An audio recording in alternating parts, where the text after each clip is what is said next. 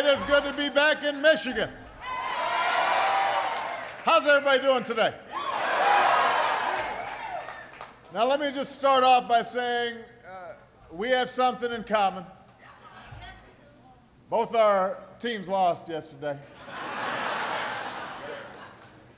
I mean, I would like to come here and talk a little smack about the Bears, but we didn't quite get it done. But it is wonderful to be back. It is good to see everybody in the great state of Michigan.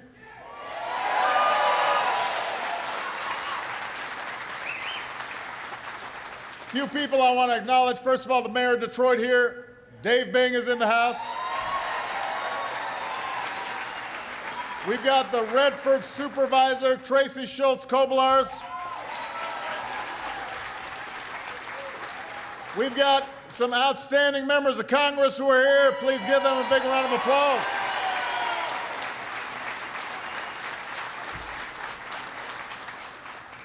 I want to thank Martin for hosting us. I want to thank Jeff and Gibby for giving me a great tour of the factory.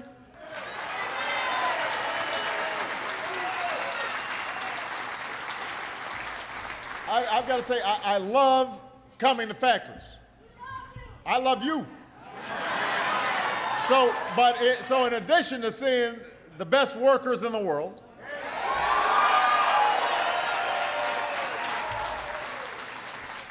you've also got all this cool equipment. I wanted to try out some of the equipment,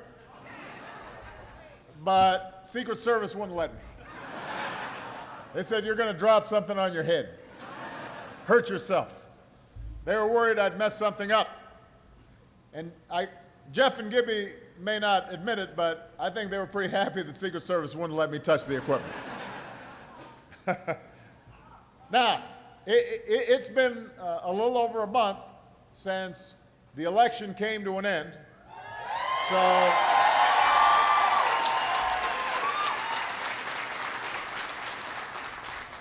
it's now safe for you to turn your televisions back on. All those scary political ads are off the air. You can answer your phone again. Nobody's calling you in the middle of dinner asking for your support. But I have to admit, there's one part of the campaign that I miss, and that is it is a great excuse for me to get out of Washington and come to towns like this and talk to the people who work so hard every day and are looking out for their families and are in their communities, and just having a conversation about what kind of country do we want to be? What kind of country do we want to leave behind for our kids? Because ultimately, that's what this is about.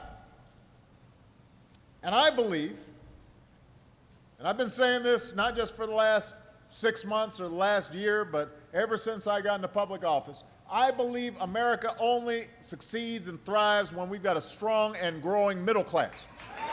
That's what I believe.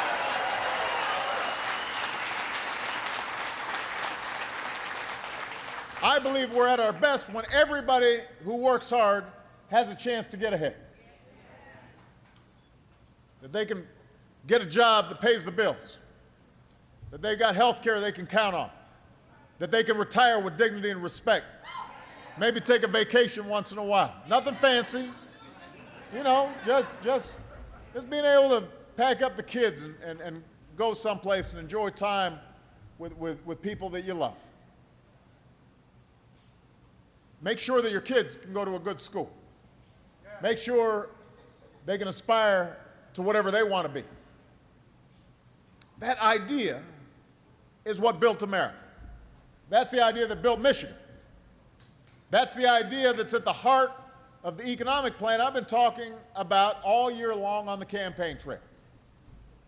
I want to give more Americans the chance to earn the skills that businesses are looking for right now and give our kids the kind of education they need to succeed in the 21st century. I want to make sure America leads the world in research and technology and clean energy. I want to put people back to work, rebuilding our roads and our bridges and our schools. That's how we grow an economy. I want us to bring down our deficits but I want to do it in a balanced, responsible way.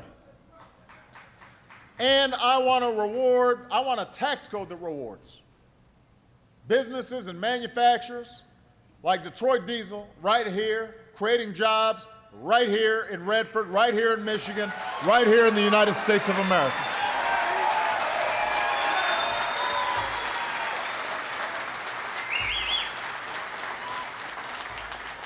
That's where we need to go. That's the country we need to build. And when it comes to bringing up manufacturing back to America, that's why I'm here today. Since 1938, Detroit Diesel has been turning out some of the best engines in the world.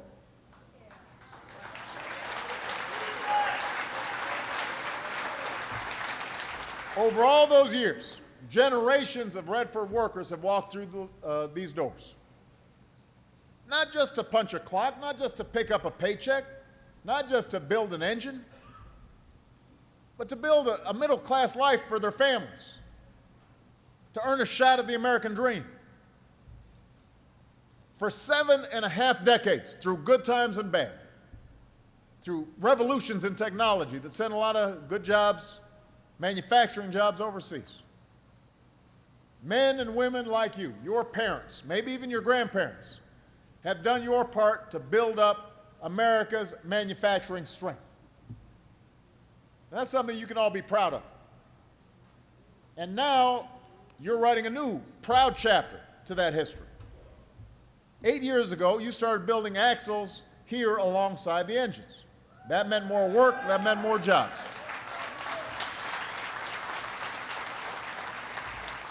So you start seeing products, more products stamped with those three proud words, made in America. Today, Daimler is announcing a new $120 million investment into this plant, creating 115 good new union jobs, building transmissions and turbochargers right here in Redford.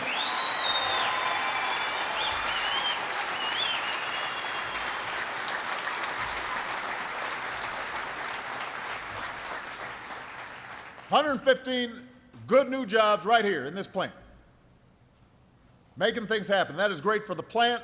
It's great for this community. But it's also good for American manufacturing. Soon you guys will be building all the key parts that go into powering a heavy-duty truck all in the same facility. Nobody else in America is doing that. Nobody else in North America is doing that.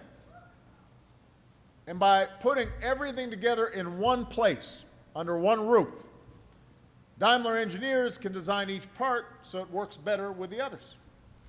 That means greater fuel efficiency for your trucks. It means greater savings for your customers. That's a big deal. And it's just the latest example of Daimler's leadership on this issue. Last year, I was proud to have your support when we announced the first ever national fuel efficiency standards for commercial trucks, which is going to help save consumers money and reduce our dependence on foreign oil. That's good news.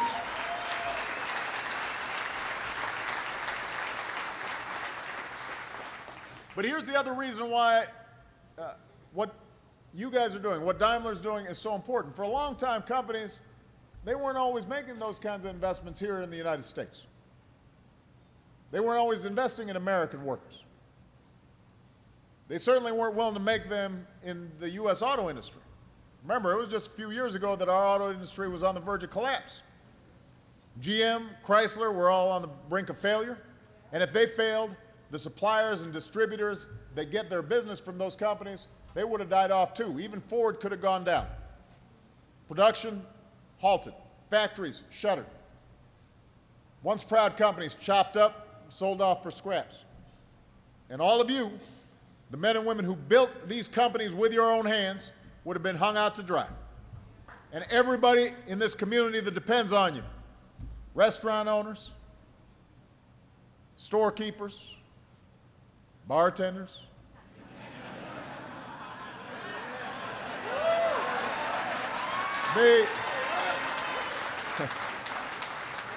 their livelihoods would have been at stake too.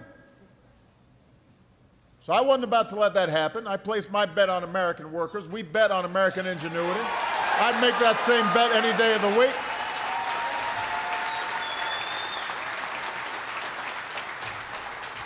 Three and a half years later, that bet is paying off. This industry's added over 250,000 new jobs. Assembly lines are humming again. American auto industry is back. And companies like Daimler know you're still a smart bet. They could have made their investment somewhere else, but they didn't. And if you ask them whether it was a tough call, they'll tell you it wasn't even close. So the word's going out all around the world. If you want to find the best workers in the world, you want to find the best factories in the world, you want to build the best cars or trucks or any other product in the world, you should invest in the United States of America. This is the place to do it.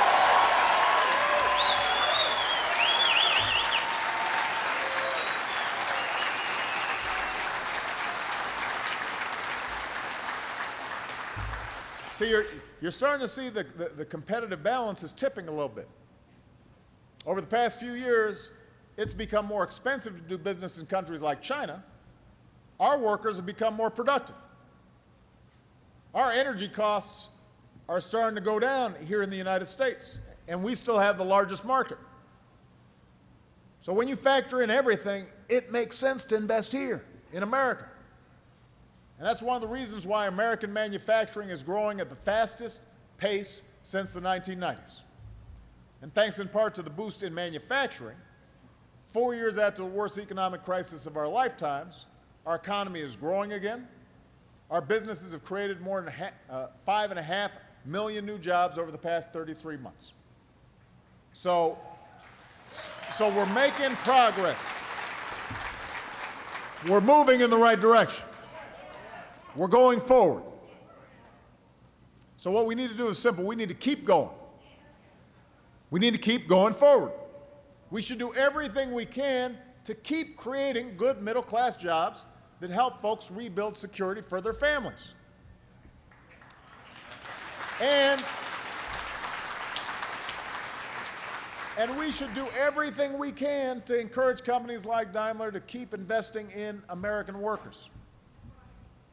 And by the way, what we shouldn't do, I just got to say this, what we shouldn't be doing is trying to take away your rights to bargain for better wages or working conditions. We shouldn't be doing that.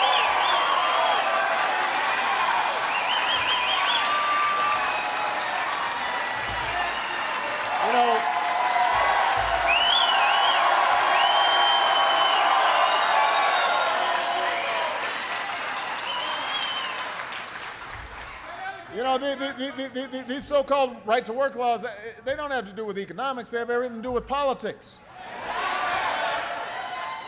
What they're really talking about is giving you the right to work for less money. You only have to look to Michigan, where workers were instrumental in reviving the auto industry, to see how unions have helped build not just a stronger middle class, but a stronger America.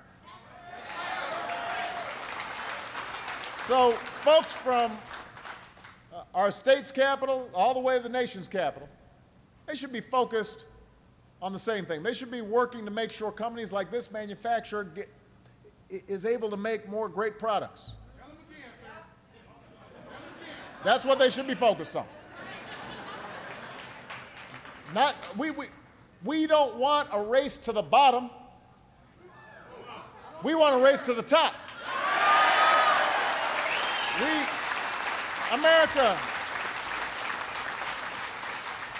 America's not going to compete based on low skill, low wage, no workers' rights.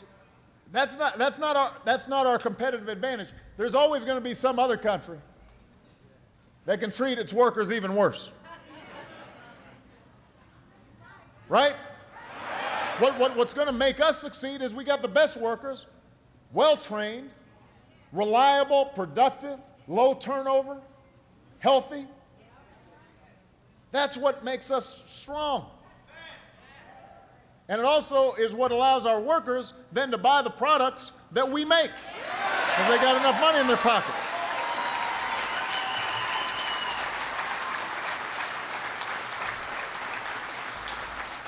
So we've got to get past this whole situation where we manufacture crises because of politics. That actually leads to less certainty, more conflict, and we can't all focus on coming together to grow. And the same thing, we're seeing the same thing in Washington. I'm sure you've all heard the talk recently about some big deadlines we're facing in a few weeks when it comes to decisions on jobs and investment and taxes. And that debate's going to have a big impact on all of you. Some of you may know this. If Congress doesn't act soon, meaning in the next few weeks, starting on January 1st, everybody's going to see their income taxes go up. It's true. Y'all don't like that, huh? Typical middle-class family of four will see an income tax hike of around $2,200. How many of you can afford to pay another $2,200 in taxes? Not you? No, I didn't think so. You can't afford to lose that money. That's a hit you can't afford to take. And by the way, that's not a good hit for businesses either. Because if Congress lets middle-class taxes go up, economists will tell you that means people will spend nearly $200 billion less than they otherwise would spend. Right? Consumer spending is going to go down. That means you got less customers, businesses get fewer profits, they hire fewer workers, you go in a downward spiral. Wrong idea. Here's the good news. We can solve this problem. All Congress needs to do is pass a law that would prevent a tax hike on the first $250,000 of everybody's income. Everybody. That means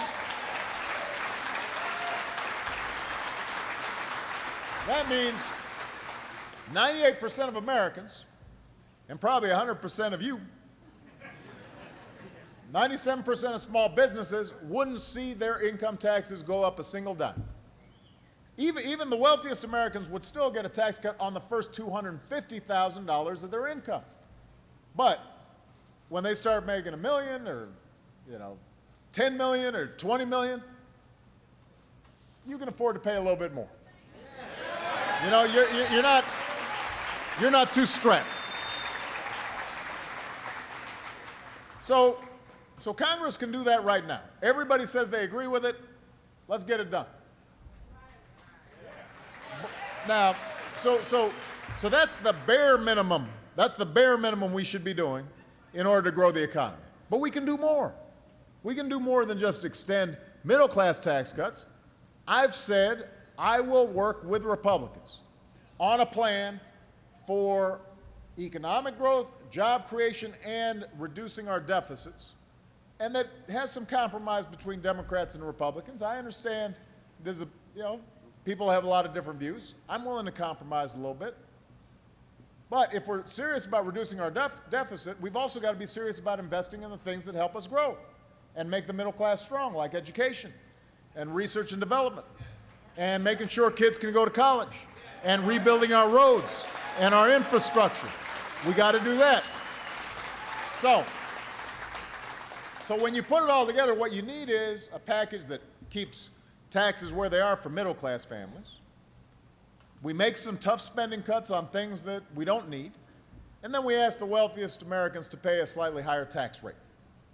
And that's a principle I won't compromise on, because I'm not going to have a situation where the wealthiest among us, including folks like me, get to keep all our tax breaks, and then we're asking students to pay higher student loans. Or suddenly a school doesn't have school books because the school district couldn't afford it. Or some family that has a disabled kid isn't getting the help that they need through Medicaid. We're not going to do that. We're not going to make that trade-off. That's not going to help us to grow. Our economic success has never come from the top down. It comes from the middle out. It comes from the bottom up. It comes from folks like you working hard. And if you're working hard and you're successful, then you become customers, and everybody does well. Our success as a country in this new century will be defined by how well we educate our kids, how well we train our workers, how well we invent, how well we innovate, how well we build things like cars and engines, all the things that helped create the greatest middle class the world's ever known. That's how you bring new jobs back to Detroit. That's how you bring good jobs back to America. That's what I'm focused on. That's what I will stay relentlessly focused on going forward. Because when we focus on these things, when we stay true to ourselves and our history, there's nothing we can't do. And if you don't believe me, you need to come down to this plant and see all these outstanding workers. In fact, as I was coming over here, I was hearing about a guy named Willie. Where's Willie? Where's Willie right here? Where's Willie? Now, in case, where's Willie?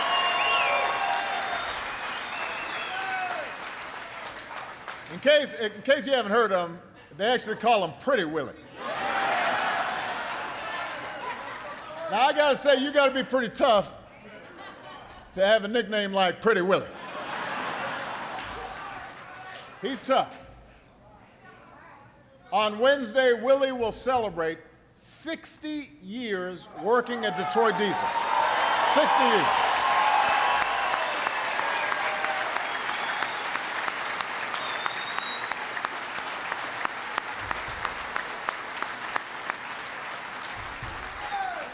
Willie started back on December 12th, 1952. I was not born yet.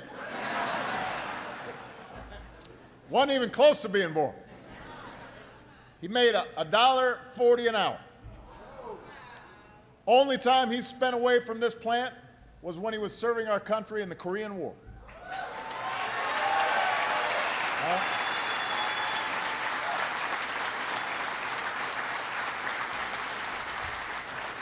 So 3 generations of Willie's family have passed through Detroit Diesel. One of his daughters works here with him right now, is that right? There she is. In all his years, Willie's been late to work only once. It was back in 1977. It's been so long he can't remember why he was late. But we're willing to give him a pass. So Willie believes in hard work. You don't keep a job for 60 years if you don't work hard. Sooner or later, somebody's going to fire you if you don't work hard. He takes pride in being part of something bigger than himself. He's committed to family. He's committed to community. He's committed to country. That's how Willie lives his life. That's how all of you live your lives. And that makes me hopeful about the future. Because you're out there fighting every day for a better future for your family and your country. And when you do that, that means, you know, you're creating value all across this economy. You're inspiring people. You're being a good example for your kids. That's what makes America great. That's what we have to stay focused on. And as long as I've got the privilege of serving as your president, I'm going to keep fighting for you. I'm going to keep fighting for your kids. I'm going to keep fighting for an America where anybody, no matter who you are, no matter what you look like, no matter where you come from, you can make it and you try here in America. Thank you very much, everybody. God bless you. Thank you. God bless America.